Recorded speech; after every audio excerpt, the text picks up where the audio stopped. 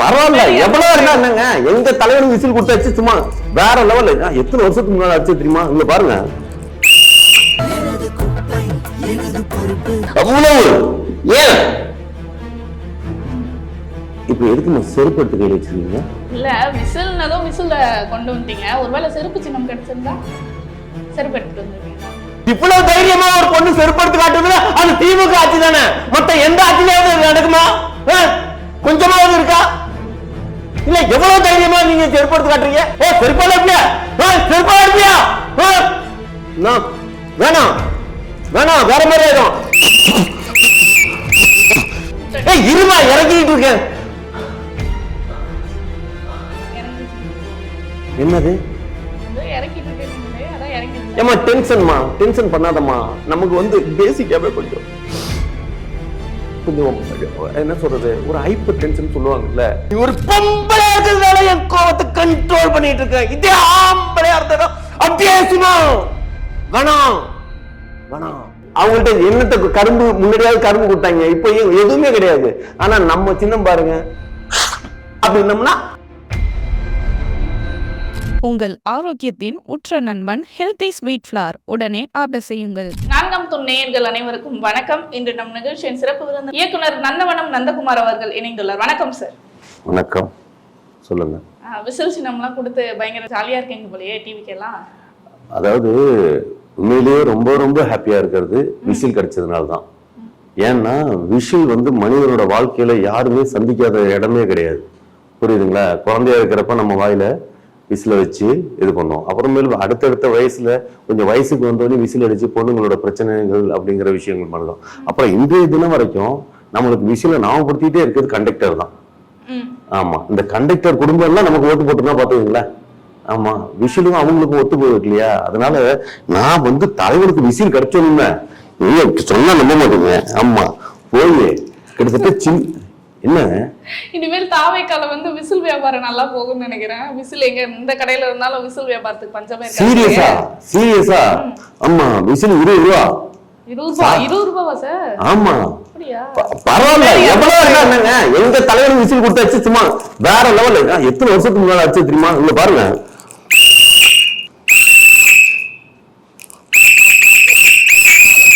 எப்படி நல்லா இருக்குல்ல சவுண்டு?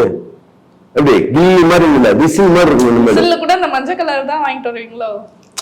ஏன் மஞ்சளும் ரெட்டும் தான்? ரெட் இல்ல பரவாயில்ல, ஆனா பாருங்க லக் பை லக் நீங்க ரெட்டு போட்டுருக்கீங்க. ஆமா, இந்த மஞ்சளோட ரெட்டு ஒட்டு வச்சா பாத்துக்கீங்க. எப்படியும் தாமே கதாங்க, தெரியுதுங்களா? சென்டிமெண்டா கடவுள் காட்டுறான் பாருங்க கலரை. ஒரு பக்கத்து மஞ்சள், ஒரு பக்கத்து ரெட்டு. அப்ப கடவுள் யாரும் காட்டுறான்? நீங்க கருப்பு, நான் சிவப்பு அப்படியே வச்சுக்கலாமே. திமுக இது ஒரு உயிரற்ற பொருளே நீங்க வந்து இந்த அளவுக்கு கனெக்ட் பண்ணும்போது ரெண்டு பேருமே உயிரோட இருக்கவங்க தானே. நீங்க வந்து கருப்பு போட்டிருக்கீங்க, நான் சிவப்பு போட்டிருக்கேன். அப்ப திமுக நம்ம வச்சு கூடாதா? நீங்க தாவைக்கான்னு சொல்றப்ப ஏமா, நான் ஆரம்பத்துல இருந்தே எனக்கு பெரிய டவுட் உண்டு. ஆமா, இல்ல நீங்க வந்து உண்மையிலேயே திமுக கட்சிக்காரனோட குடும்பத்துல பிறந்தது மாதிரியே பேசிட்டு இருக்கீங்க. ஆமா, அவங்க வந்து குடும்ப அரசியல்ல நீங்களும் அந்த குடும்பத்துல ஒரு ஐக்கியமா இருந்துட்டு மட்டும் நல்லா தெரியும். குடும்பத்துல குழப்பத்தை உண்டாக்குறீங்க. நான் எங்க சார் திமுக குடும்பத்துல இருக்க மாதிரி பேசிட்டு இருக்கேன்? நான் வந்து நான் இப்ப எங்க தலைவரோட தொண்டனா, ஒரு என்ன சொல்றது, ஆன்லைன்ல மெம்பர்ஷிப்பா இருக்கிற ஒரு உறுப்பினரா நான் வந்து இவ்வளவு ஒரு கட்சிக்காக ஒரு அவ்வளவு ஈடுபாடோட இருக்கேன். ஆனா நீங்க டக்குன்னு ஆச்சரியப்படுவீங்க பாத்தீங்களா? அப்ப நீங்க எவ்வளவு இதா இருக்கீங்க, இத சொன்னா இதுங்கிறீங்க. விசில் தாங்க, விசிலுக்கு முன்னால வேற எதுவுமே நிக்காது. விசில் சின்னம் கொடுத்ததுங்கிறது நாங்க அவ்வளவு பெருமைப்படுறோம். புரியுதுங்களா? ஆனா எங்க தலைவனுக்கு எந்த சின்னத்துல நின்னாலுமே ஜெயிக்காரு. ஆனா விசிலுங்கிறது இடம் இருக்குல்ல, அதுதான் வேற லெவல்.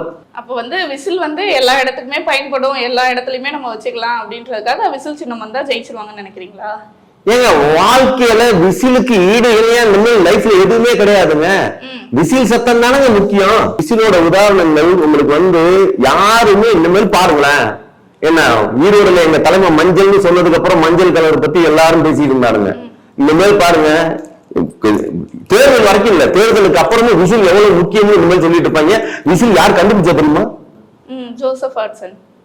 ஜோசப் ஹட்சனா? ஓ, அந்த தான் கண்டுபிடிச்சானா? உண்மையில நல்லா தெரிஞ்சுக்கங்க, அந்த ஆள் கண்டுபிடிச்சிருக்கலாம். ஆனா விசில அந்த ஆள் கண்டுபிடிச்ச கொண்டு போய் இந்த விசில மக்கள் மத்தியில கொண்டு போய் சேர்த்தது யார் தெரியுமா? எங்கால் விஜய். ஓ ஜோசப் விஜய்.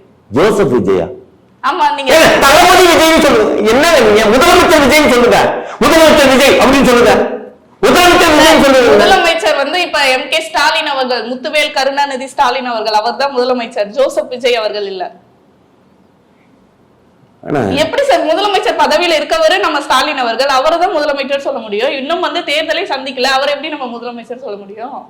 ஏங்க என்ன பைத்தியகாரத்தனமா ஒரு ஒரு ஒரு விஷயம், ஒரு செயலை செஞ்சு முடிக்கிறதுக்கு முன்னால அந்த செயலை நம்ம செஞ்சுட்டோம் அப்படின்னு நினைச்சாதான் அந்த செயல் நம்ம கைகூடும். அது மாதிரி எங்க தலைவர் வந்து இவர்தான் முதல்வர் அப்படின்னு நாங்க நிர்ணயிச்சோம்னா அவர் தான் முதல்வர் நாங்க நினைச்சாதான் அவர் நடக்கும். ஓகே, இததான் அந்த கனவு உலகத்திலே வாழ்றது அப்படின்னு சொல்லுவாங்கன்னு நினைக்கிறேன். அதுக்கு எக்ஸாம்பிள் தான் நீங்க இப்ப சொல்றீங்க. கனவு உலகத்துல வாழ்றதா? ஓ, இப்ப நாங்களா கனவுல நம்மளால நடக்காதுன்னு நினைச்சத ஒண்ணு கனவுல நம்ம அது வந்து நடக்கிற மாதிரியே நம்ம நினைச்சு சந்தோஷப்பட்டு போல அந்த மாதிரி. அப்ப தலைமை கனவுல தான் இருக்கான். நீங்க சொல்றது அப்படி இருக்கு சொல்ல புரியல. நீங்க அப்படிதானே கிண்டல் பண்றீங்களா? அப்துல் வேணாம் டென்ஷன் ஆகுது. அப்துல் கலாம் என்ன சொல்லிருக்காரு? கனவு கனவு சொல்லிருக்காருல்ல. கனவு எதுக்காக பண்ண சொன்னாரு? கனவு இது படுத்தும் கிடையாது. நீங்க இன்னைக்கு கனவு கொண்டாதான் நாளைக்கு அது நிஜமாகும் அப்படிங்கிறதுக்காக தான் கனவு காண சொல்லியிருக்காரு. அவ்வளவு ஏன் இப்ப எதுக்கு செருப்பு எடுத்து கையில் வச்சிருக்கீங்க? இல்ல விசில்னதோ விசில கொண்டு வந்தீங்க. ஒருவேளை செருப்பு சின்னம் கிடைச்சிருந்தா செருப்பு எடுத்துட்டு வந்துருவீங்களா? இல்ல புரியல. இல்ல இது வந்து ஏமா மரியாதை ஒண்ணு தெரியுமா? தெரியும் சார். அப்புறம் எதுக்கு புரியல, எதுக்கு செருப்பு எடுத்து கையில வச்சிருந்தீங்க?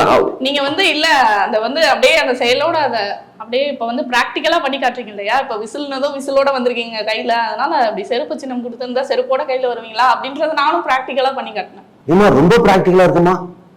இவ்வளவு பிராக்டிகலா இருக்க கூடாதுமா? ஆமா பி பிராக்டிகலா இருக்கலாம். கனவுலே முதலமைச்சர் ஆகணும்னு கனவு காணுவீங்க, நான் செருப்பு சின்னம் இருந்தா செருப்பு எடுத்துட்டு வர மாட்டீங்களான்னு கனவு கண்டது ரொம்ப அட்வான்ஸ்டா இருக்கேன் அர்த்தமா? இப்ப பாக்குறவங்க என்ன தோணிருக்கும்? நான் ஏதோ தவறா நடந்துட்டு மாதிரி நீங்க எதுக்கு செருப்பு எடுத்து காட்டுறது மாதிரி இருந்திருக்கும். இல்ல நீங்க அதையும் மீறி எங்க தலைவரை பத்தி ஏதோ செருப்பால எங்க தலைவரை ஏதோ காட்டுறது மாதிரியான ஒரு சூழ்நிலைக்கு வருது இல்ல? நீங்க பிராக்டிகலா விசில் எடுத்துட்டு வந்திருக்கீங்க, நம்மளும் நம்ம பங்குக்கு ஏதாச்சும் நம்ம பண்ணணுமேன்றதுக்காக நான் அந்த செருப்பு சின்னத்தை வச்சு செருப்பு எடுத்துட்டு வரேன். கையில இருக்கிற பேனாவை காட்டலாம், நோட்டை காட்டலாம், காட்டலாம். வித்தியாசமா இருக்கணும்ல சார். இப்ப எப்படி விசில் வந்து வித்தியாசமா இருக்கு, அந்த மாதிரி செருப்புன்றப்ப இன்னும் வித்தியாசமா இருக்கும்ல. ரொம்ப வன்மமா இருக்கீங்கம்மா. டிஎம்கே காரனோட அப்படியே குடும்ப அரசியல் இருந்து நேரடியா இறங்கி வந்து முன்னிட்டு பேசிட்டு இருக்கீங்கம்மா. அதான் உங்களை யாராச்சும் எதிர்த்துட்டா போதும், நீ வந்து திமுக காரன் தானே அப்படின்றவங்க. இந்த ஒரு திமுகன்ற பேரை வந்து எல்லாருக்கும் வச்சிருவீங்கல்ல உங்களை எதிர்க்கிறவங்களுக்கு எல்லாம். இவ்வளவு தைரியமா ஒரு பொண்ணு செருப்படுத்தி காட்டுது, அது திமுக ஆட்சி தானே. மொத்த எந்த ஆட்சியாவது நடக்குமா? கொஞ்சமாவது இருக்கா? இல்ல எவ்வளவு தைரியமா நீங்க செருப்படுத்தி காட்டுறீங்க? நான் ஜஸ்ட் ஒரு செருப்பு எடுத்து அந்த உதாரணத்துக்காக தான் சார் சொன்னேன். ஆனா நீங்க வந்து போர்ட்ரேட் பண்ணது பாத்தீங்கன்னா ஏதோ நான் செருப்பாலேயே உங்களை அடிச்சிட்ட மாதிரியும் அதை வந்து தப்பான வழியில. வேணாம் வேணாம் வேற மாதிரி ஆயிடும்.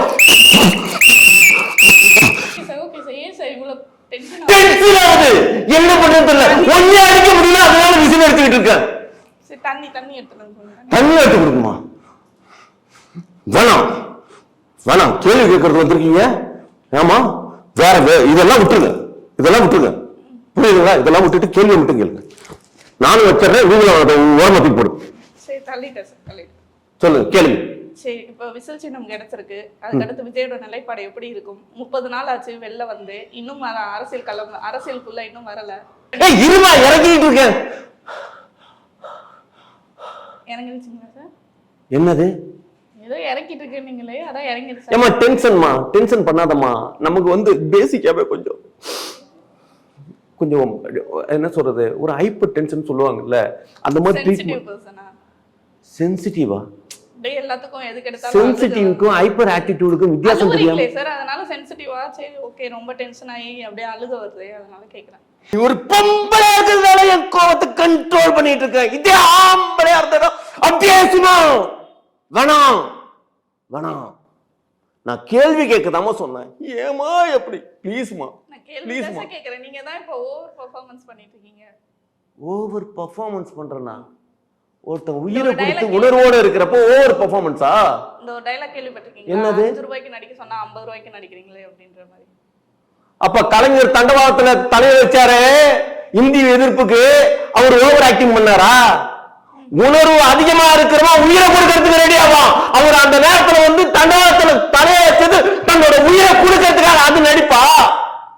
சரி, ஏன் சார் கத்தாதீங்க சார். கூலாங்க சார். சரி சொல்லுமா, என்னம்மா? சரி, அதான் விசில் சின்னம் கொடுத்துருக்காரு. அடுத்த அரசியல்ல என்ன மாதிரியான நிலைப்பாடுகள் இருக்கும்? மக்களை போய் சந்திப்பாரா, இல்ல இன்னமும் வீட்டில தான் இருப்பாரா? கடைசியா கிறிஸ்துமஸ்க்கு வெளில வந்தது, எப்ப வெளியே வருவாரு? ஏம்மா அதெல்லாம் ஒன்றும் இல்லைம்மா. நல்லா ஒன்று தெரிஞ்சுக்கங்க, எங்களுக்கு சின்னம் கிடைச்சிருச்சு. விசில் சின்னம் கிடைச்சதுல நாங்கள் ரொம்ப பெருமைப்படுறோம்.